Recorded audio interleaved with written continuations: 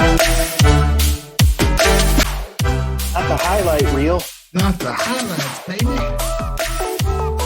No, we went through about half of it this morning. Yeah, a little bit.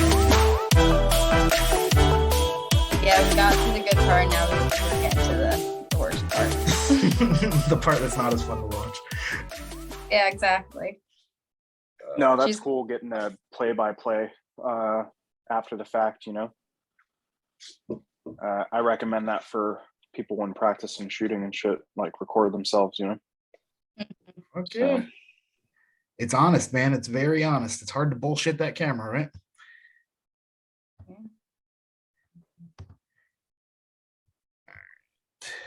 Here, bing, bing, bing, and let me screen share.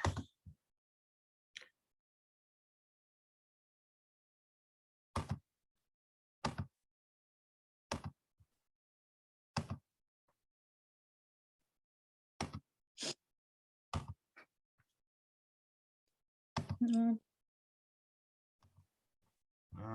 You guys have, we got it. We can see. Mhm. No, Chris. sorry, no, I was talking to my son. Oh, my bad. Okay. I can see. I can see. Yeah, I can see. Okay. It. All right. So we went through this part already, Kay. We know we gotta get hooks in before we fall backwards. Knee wedge to clear on this side. Top leg needs to go into the hip. We've gone through most of this. All right, here's where we're catching up now. So we've talked about that arm attack specifically, right? And how we lost that position, what we need to do with that underhook and or chin strap to retain proper position in this case. And then of course we talked about the hooks and why we ended up on bottom. So going from right about here, okay?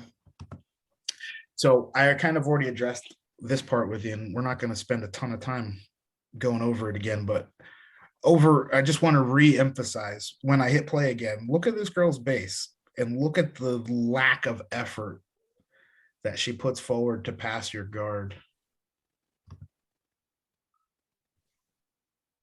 or holding for dear life. That other leg is just kind of flopping around and she just goes, okay, whoops, bloop, right over.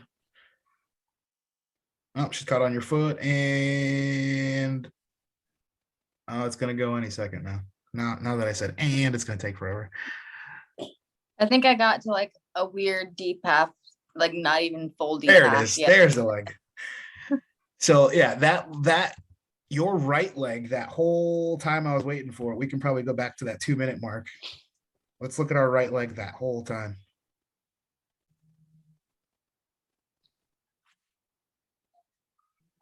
It's just dangling. Just hanging out. Yeah. We're dangling. Yeah. So we're doing all this so, fighting. Go ahead. I was just gonna say that's so weird. Like I have the same problem. Like I'm like I have 4 limbs. What is this? Yeah. And I can use all of them offensively. What? Right. Right. So again, just staying a little bit more active here, okay? Turning to that hip to pull it back through. Once she does step over, we can turn to our right hip and start working that high leg half guard escape that we talked about. Okay. But really she's just holding on. She's not threatening at all here. She clamps on your head. Your guard's wide open. If you can see my mouse here, we're not doing anything to keep her hips in position whatsoever. Now we lock back up. Okay. And it's instantly, as soon as you decide to take position again, you take position. But obviously, huge mistake here. I'm not going to correct this one. You tell me what you did. I gave her my head and arm. Like I put one arm down, just gave her full head. And You fucking literally arm. hoisted. Look at this. You pulled Yeah. her leg onto your shoulder and climbed into the triangle. Makayla, look at this. Yeah. Look at her leg. Look, you pulled her leg onto your shoulder and climbed into the triangle. Beautiful. How would you say she could achieve the same thing but not get in the triangle? I think I see what she was trying to accomplish. Oh, Trying to go out the I wanted to stop. Try to exit out the back. Right here. Boom. 2 things we can do. I love the positioning, but where we lose it, if I can go another second ahead here, boop, boop, boop. Oh, it's going to be super slow. where we start losing it. Right here. That bottom leg. So this would be your left leg. Can you guys see my mouse? Yeah. Okay. So your left leg here, okay? In this transition, we're going to allow her to bring her leg back out and up over our hip line rather than either clearing her hips using this leg and doing our double knee tap pass to get to side control, which you're familiar with. Yes. Mm-hmm. You remember that one? Where we clear with the knee and tap with the other knee to land in that side control position. Yeah, we tap with the other knee to move it out of Roy. Yes, Okay, we're passing it off. So you would use your left leg to pass her right leg to your right leg. And then this knee would be on this side of her hip. So we're landing in side control when her back hits the mat. Does that make sense? Yeah, it makes a lot more sense now. Okay. That, or we've got to scissor and wipe our hips, meaning stepping this foot all the way off back here. So literally stepping this foot way back here so our hips will open up towards the ceiling and then turning our hips back down to the floor. So our feet, again, are pointed off this direction and your head would be pointed towards me this direction. So we would still end up in that bottom side control position. Now, if we don't get either of those off, right, and we stay in this position, as she starts coming up, boom, right here, even still, we're not terribly in bad shape because our legs are still involved. But the second she takes this leg out from in between yours and starts climbing, we got to bail hard on this position, okay? Right there. That's when triangle's coming. So I gotta take my right arm and either slam her back to the mat with her back on the floor or pull my arm back in and attach my elbows to my body and look to recover, either turtle, closed guard, whatever, look to recover the position. Because right here, when we decide like, yeah, I'm still okay. Look how exposed that arm is. We let her clear the leg and then we know what happens from there. We know how the match ends up. We don't need to watch the tap. We'll talk about the escape again, but most importantly, even through fighting this triangle defense, and I'm actually going to go to the other video because I do want to show you this. Even through fighting that triangle defense, Kay, like this is super important for you to see. Just like when she put you in it, and this is no disrespect to her, you know, obviously she's an athlete, but short of when you helped her put you in that triangle, there's no threat. Look at the pressure on this. It's bad angle here, but look at the pressure. I felt like I was being able to fully extend and not feel pressure on my neck. And then when I got up to escape, I feel like the way I turned tightened it for her. You did. So when we get up here, so your bridge was less than technical, but you still blew out of it, which is fine. But right here, what do we got to do here? Correct this for me. Knees to her ears, basically, and then trying to bring her one leg down. Okay, so if we're going to stack her, that's fine. But look at your body mechanics. Okay. We're super high. We're floating over her hips and we're bent at the waist. So we're basically extending our spine and esophagus into that choke for her. We're giving her more neck to choke because we're bent forward at the hips and stretched out. All this is stretched out to be choked, okay? All this stuff has to come inside and we need to be back and tight. I want knees bent there. We need to be athletic. If we're sprawling because we're stacking, where do those legs and hips need to be? Lower. Yeah, on top of her. You're holding your weight here. She's not holding your weight. You're holding all your weight right here, which is why the stack doesn't work.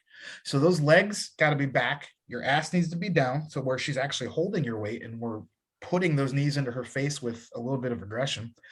Or we got to get into our lifting position here, just like we do on our takedowns. We got to suck our butt down, bend the knees, get your feet underneath you, just like you're going to fucking throw that rack up. And you could probably pick this girl up and drop her on her spine, honestly. But this poor body position is literally the only reason she was able to finish this. She had that choke on you, if we add it all up, for probably 30, 40 seconds before you even looked threatened. And then we extend ourselves out. Poor body mechanics, poor position, and we give the W. She did not earn the W, in my opinion. So Uno Mas. We'll watch this little part of the exchange one more time, just so it gets nice and burned in your head with the bitterness. Watched it about 50 times before now, Good. but yeah. So when I get you back on the mat, you're gonna be like, this fucking guy. But yeah, you like, I'm not upset at your performance at all. Like, again, and I know I keep saying it, this girl's had her belt longer than you've been training, and you gave her every opportunity to win this fight. She didn't beat you. You lost. There's a difference. And to be honest, at the very end, again, this is opinion. I want you to tell me what was going on in your head if you feel so inclined. But you fatigued, like you mentally fatigued. I think you're physically fine. You mentally fatigued. Like there's nothing here aside from you having poor body mechanics, which we fix by just bringing our legs back in. Right? Sorry, go ahead. Honest, I can admit in like matches, like my third match at Flow Grappling, remember we had a whole conversation about that on the podcast. Sure. Where that one I blanked and my head was out of it. But on this one, I don't really feel like that's what happened. Okay. This one, I didn't feel threatened for most of the choke. You're absolutely correct. Like I had so much space to extend out my neck and fully be able to breathe. But when I stacked and I was about to take that leg and drop it down to the mat to start working on walking over, but when I went to stack and right before I could drop, it tightened really quickly. And I feel like the way I stacked on top of her let her cinch that in. And it started doing the tunnels really quickly. On this. It got tight really fast. Yeah, that happens. And it's a blood choke, right? Like that can happen. You start hearing that muffled, non-staticky noise, and all of a sudden your vision goes. Yeah, it's scary. But this is part of why I have so much confidence in you, Kay. Like seriously, you keep getting the mat time in. This little, I made a mistake, so I didn't get the W bullshit. It goes away the more you compete. This girl didn't have anything that had me worried about where we have you competing. So we're gonna keep putting you in those same groups until you fucking wipe them clean. That girl ain't got shit for you. With respect, she was a very nice competitor. If for some reason she sees this, we appreciate you. For some reason. No, she was very nice. She's extremely nice. Nothing, not taking anything away from her, but she had nothing for you. Every little bit that she got in that match was given to her. She did not take anything.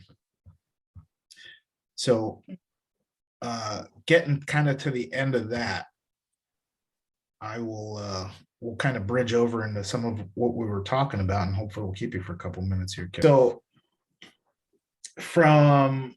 this is what, your third competition now, right? Yep. Okay. And CK, jump in anytime you feel like, brother.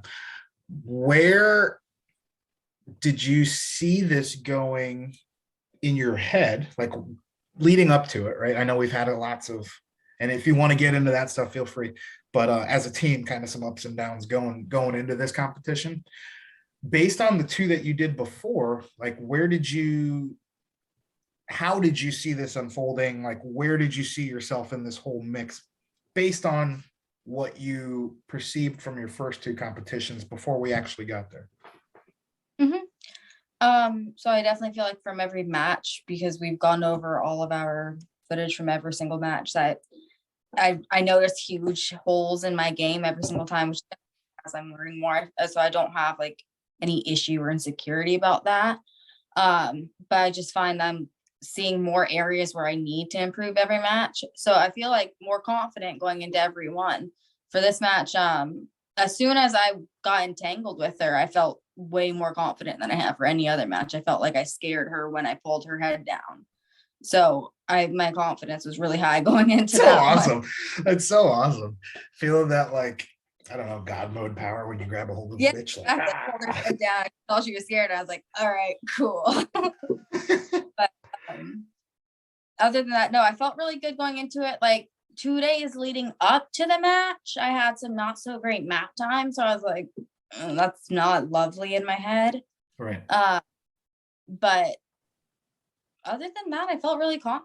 And I felt confident during the match up until the point where she got a triangle on me. So preparation wise and everything, you would say probably more so than the previous two? Just kind of continuing that momentum along? for sure. Even though I cut more weight this time, I felt like it was way easier than before. I felt like it came off easier. I felt like my cardio was better. Like I was mentally better, I Right on. wasn't sick.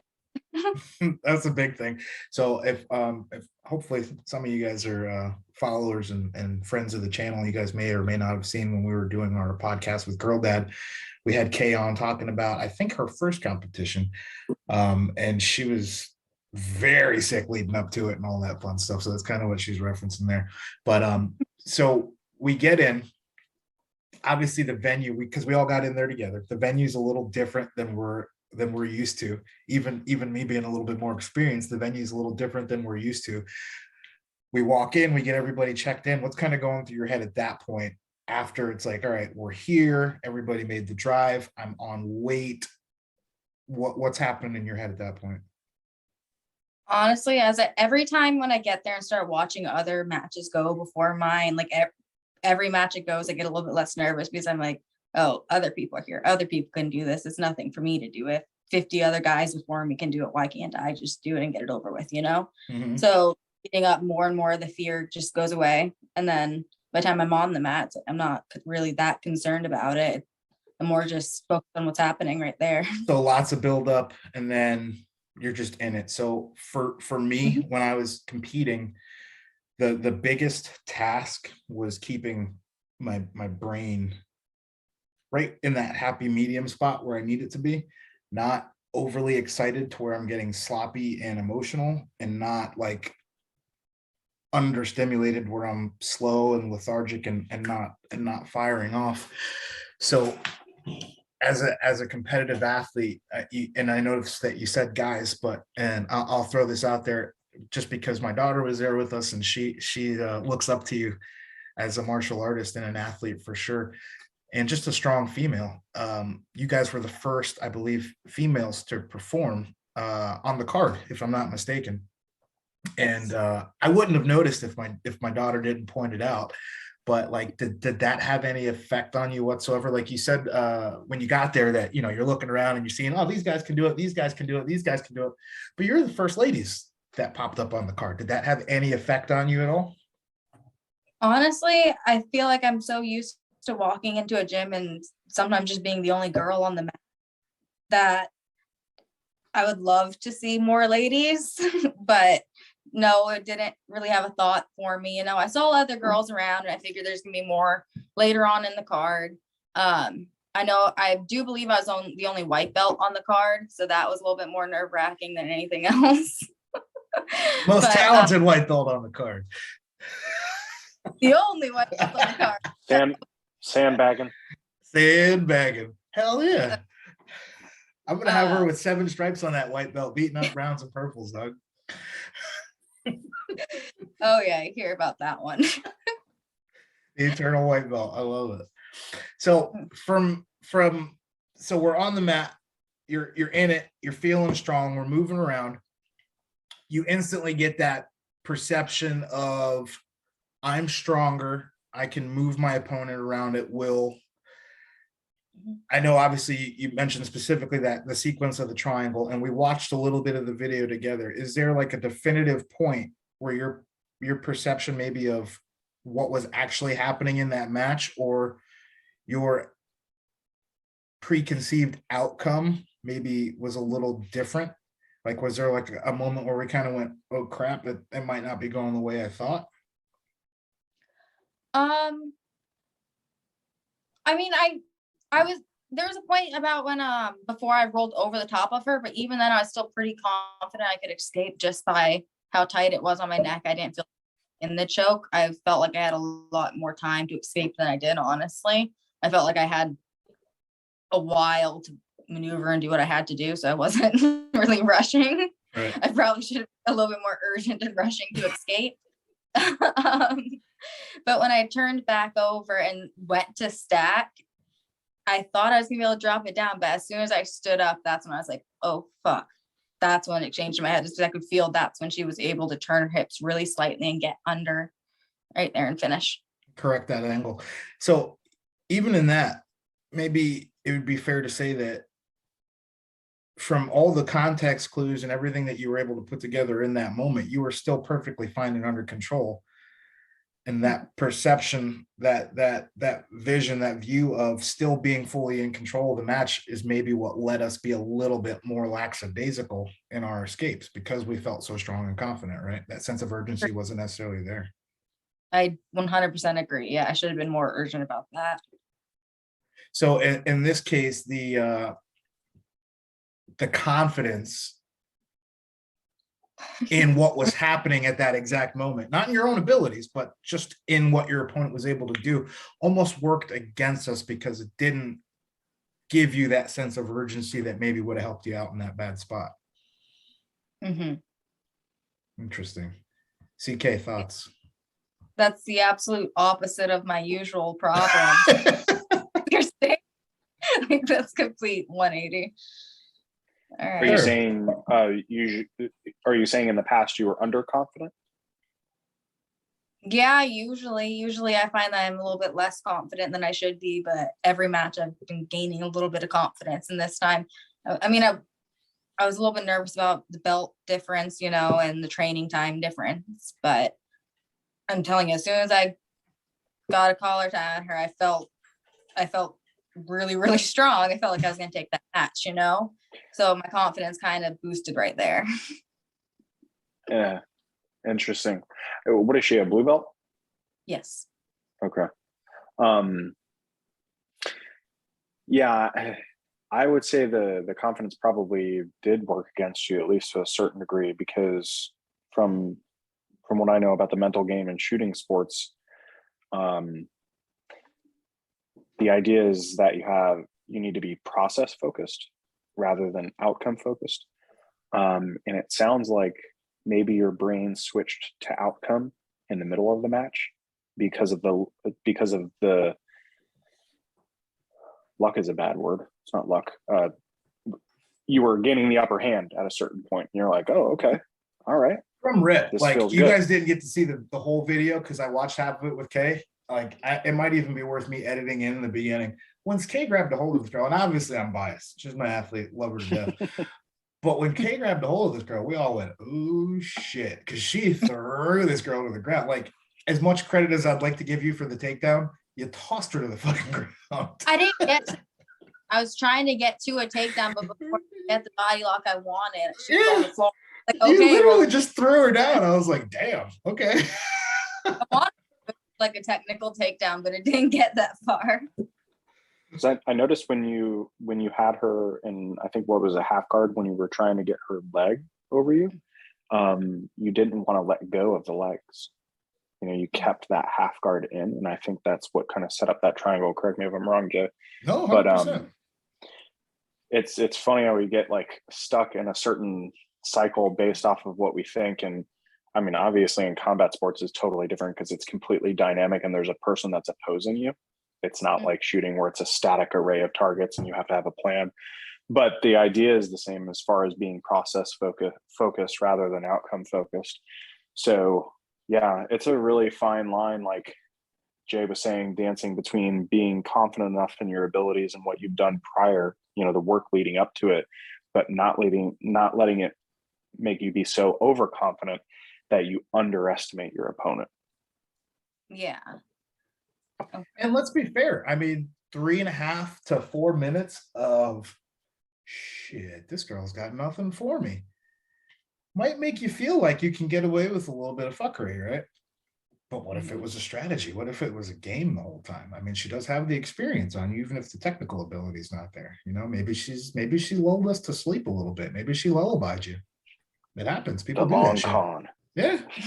They literally call it lullabying you. People do that shit, man. If you ever rolled with Johan or we in one of those day classes, those guys will do that. They'll roll you for 4.5 minutes, let you feel real good about yourself, and then that last 30 seconds, I hope you got some gas left in the tank. You know what I'm saying? Oh, I roll with That's all.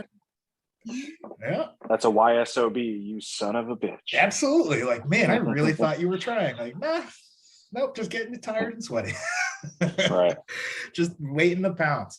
So it's a fun thing that we're kind of bringing up, and the reason I keep asking about how your perspective was on all this, Makayla, because obviously being on the other end of it, being your coach, seeing you go through the workouts, seeing what you're capable of, seeing what you've done to get to this point, my perception of things is obviously a little bit different, which is, like you said, why we go over video, why we do the things we do to hopefully continue incrementally increasing your confidence and your skill between each and every one of these competitions. So by the end, not the end of the road, because hopefully there's no end, but the further we get down the road, we're just building, right? And it's a long process. With all of the information and all of the data that we're constantly trying to analyze to come up with these different strategies and different things of what do we need to work on, what did our opponent do well, what did we do well, what did we do poorly, X, Y, and Z. There's a lot of data that has to be milled through. My perception of that data might be very different than yours, even though we were both looking at the same match, right? You're in the match, I'm on the side of the mat. Even that video that we just saw, I noticed a couple different things than I saw real time in the match, because it was recorded from the opposite side of the floor than where I was sitting. So within all that perspective of the exact same event, there's a lot of different things that could be taken from it, and maybe like a specific set of information that we can all agree is the real deal. For me, part of that static set of information is that you're fairly badass. We just got to tighten up your finishes a little bit. And I've never, ever seen somebody put themselves in a triangle quite as efficiently as you. That was amazing. That was efficient as fuck. Or her legs. I could have hoisted her leg up on the shoulder and stuck that arm out. You don't ever roll me that nice. Like, what the hell is that? Please give me a triangle next time we roll, so I don't got to beat you up. But no, when it comes to perception, there's a lot of holes. And we talked about, Chris, we talked about before, I think I brought up that 6 versus 9 example where you got the guy looking at the 6, the other guy's on the other side of it. He's like, no, it's a 9. They're both arguing. But unless you're the artist, either one could be correct-ish, unless the artist is like, no, it's a tadpole with a crooked tail, you're both wrong. Then everybody loses. But that perception thing is a real deal. So at what point, and this brings us to our topic of the day, I guess, but at what point does my truth of it's a 6 versus Chris's truth of no, it's a 9 overlap to become like a universal truth, or what we would call reality?